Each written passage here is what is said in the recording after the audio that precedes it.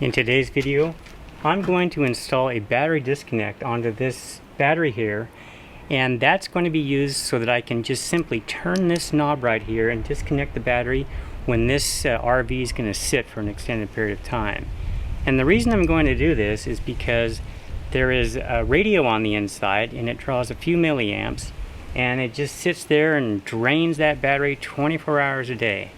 Now you can, get a maintainer, maybe you can get a solar module or something like that, but the best thing to do is to just disconnect the power if it's going to sit there for weeks or months at a time, and then occasionally charge it up with your maintainer or whatever you want to do. So, how do these things work? Well, these are very, very simple, and you only need one on one terminal. You don't need two, and they typically work on the negative. And so there's just this little knob right here, and if you spin it down like this, it makes contact between these two and it provides power to the system. And then when you're done, you pop the hood and just open it up like that, and it disconnects it. Now, in order to do this project, you need a few tools. You'll need some open-end wrenches to get this off, and then you're going to need a big screwdriver, and the big screwdriver is going to be in to pull this off right here. Now when you're working with batteries, a couple things to keep in mind. One, you want to take the negative off first, and you don't mess with the positive, because here's what happens. If you touch the positive and you touch the frame at any one point, making a mistake, if you get a wrench on there and you accidentally make a mistake and you touch the frame, you will have a huge current draw from whatever tool you're using right to the frame, and it can cause some serious issues. So don't do that. So the negative is right here, it's clearly marked, and they've done it correctly with red on positive and black on negative. I've actually seen cars that were reversed, and so we're going to work on the negative only. Now there are different models of how these things work, and this particular one works by installing this onto the negative terminal and then taking the existing lug and installing it here. Well, somebody replaced this lug, and they used a universal that would work for either positive or negative.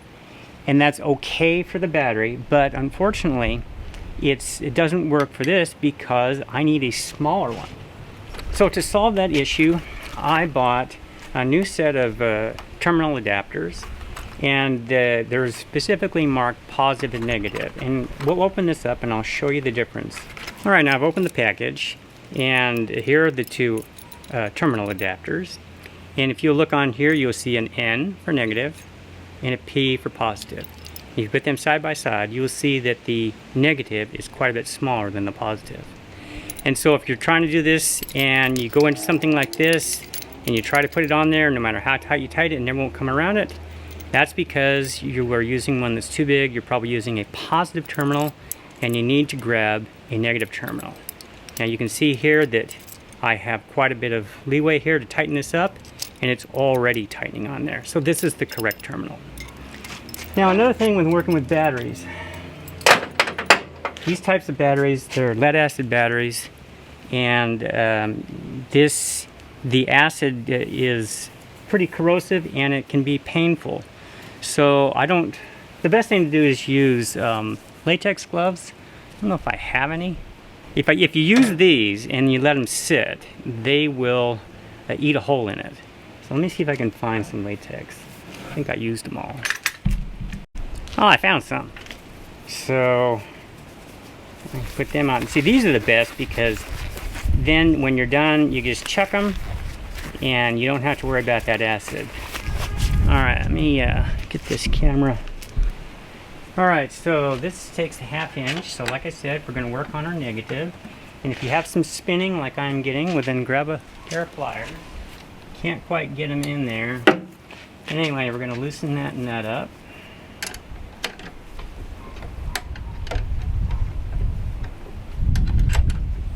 Okay. Now, I had taken this off before, but if it won't come, you get your screwdriver, you put it in here, and you pry it open like this, okay? So, again, negative terminal only. Now, depending on your situation, you may have an original lug or you may have one like this. These are great. You can buy these for just a few bucks, and they allow you to replace a corroded one. You just snip it off, jam it in there.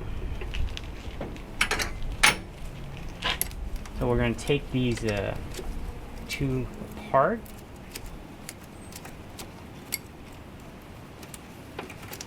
Okay, be careful.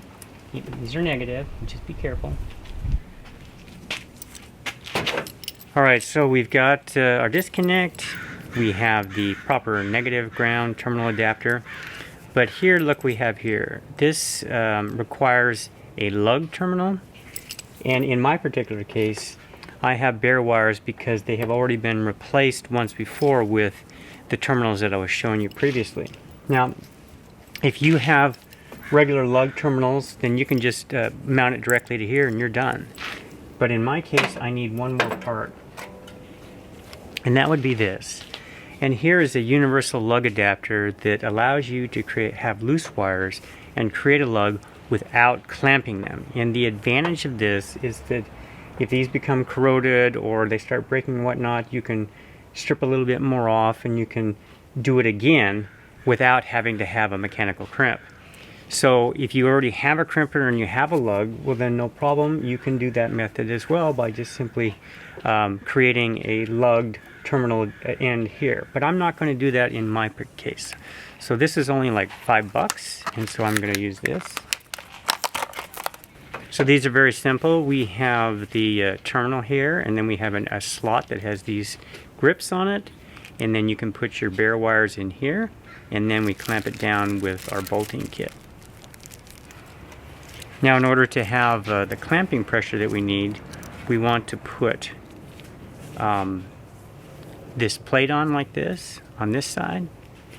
And so we can go ahead and thread that and get those started. They also include this piece, which I won't be using, which would go in here if you were to screwing it into a battery that had a female, but mine does not. Thread these through here like this, put the bolts on. And then they have, this is a really good design, I'll show you. If you look on the back, they have recess slots for the nuts. So that means that when you slip those in there, like this, you don't need a second wrench to hold the nuts because they're going to be held firmly in place. So you can just get this started before you create the adapter, and then leave enough room so we can slip that in there. Alright, so the first thing we want to do is we want to install this. It's a good idea to clean these terminals before you attach anything to it. That's a good habit to get into. I'll show you how you do that. There are about 3 ways that you could clean these terminals. One of them is they have a brush that is, this is obviously the male, but they have a female, and then you can put it on and spin it around. I used to have one, can't find it. And then this one is a scraper, and so this has got a negative and a positive with a slightly different size, and then you can clean out the lug part here. So this is the negative terminal, so you can put that on there like this, and you turn it to the right, give it a few turns, and you can see that that is quite a bit shinier, but I'm just going to go ahead and take my manual brush. And that works great to remove the acid that's built up and get a good solid connection. Let me go ahead and just clean these up a little bit.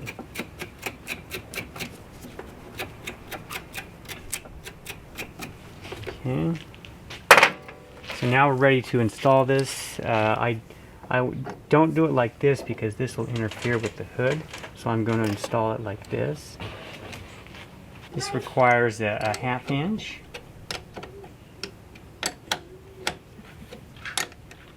Be sure and support this, and don't just put all of your pressure on the terminal. That's a bad idea. Now our next step is to install our negative terminal.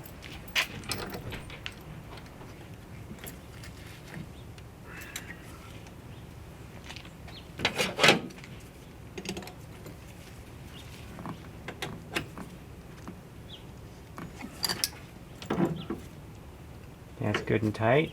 Okay. All right. Now we are ready to install this universal terminal adapter.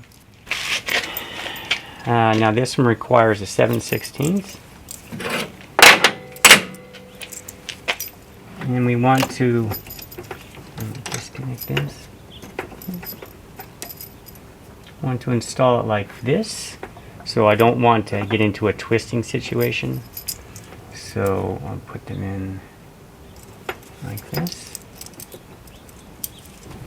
And then before you tighten them, then I'm going to get them positioned just exactly how I want and make sure they're all the way forward. Now we're ready to tighten.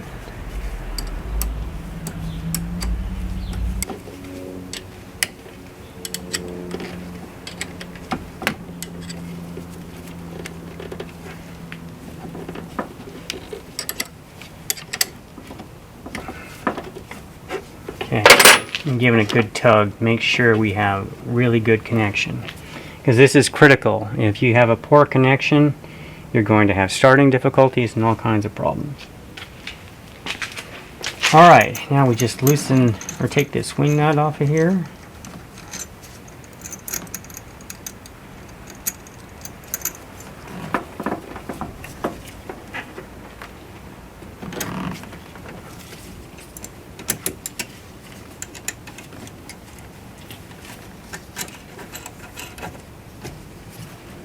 Tighten that down. Okay, I'm going to go inside.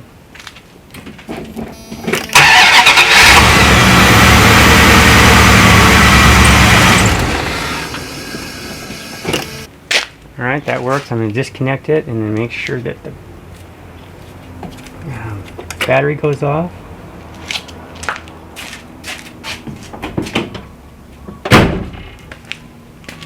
And it's disconnected.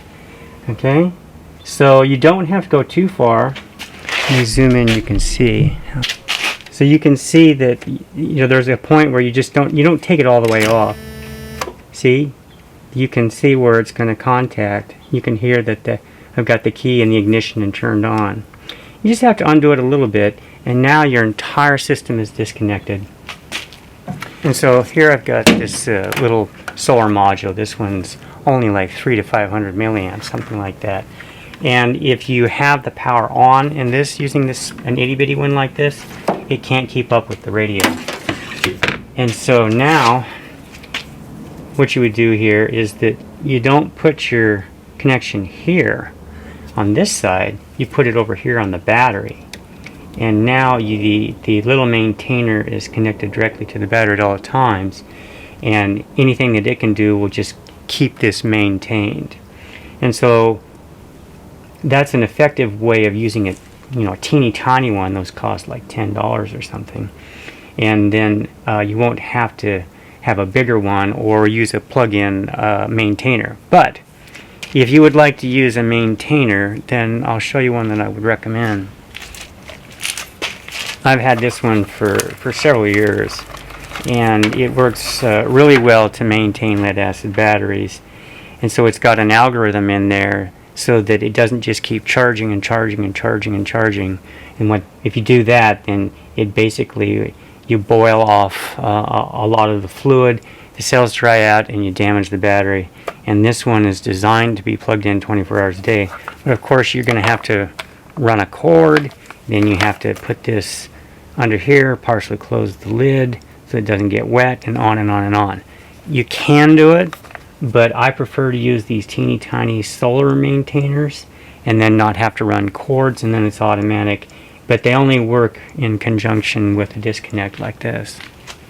So but anyway, the charger, if you want it, the 120 volt charger that I just showed you, I'll put a link in the description below. And then if you want to do a system like this, as I showed you in this video, then I will include links for these 3 parts. You may not need them all. If you have the correct negative terminal, you only need this part. If you don't have the correct negative terminal, then you will need to get that. So, but anyway, I'll put all 3 of those in the description, and then you can, use whichever ones you need. So anyway, that's it, and I hope you found this video helpful, and I'll see you next time.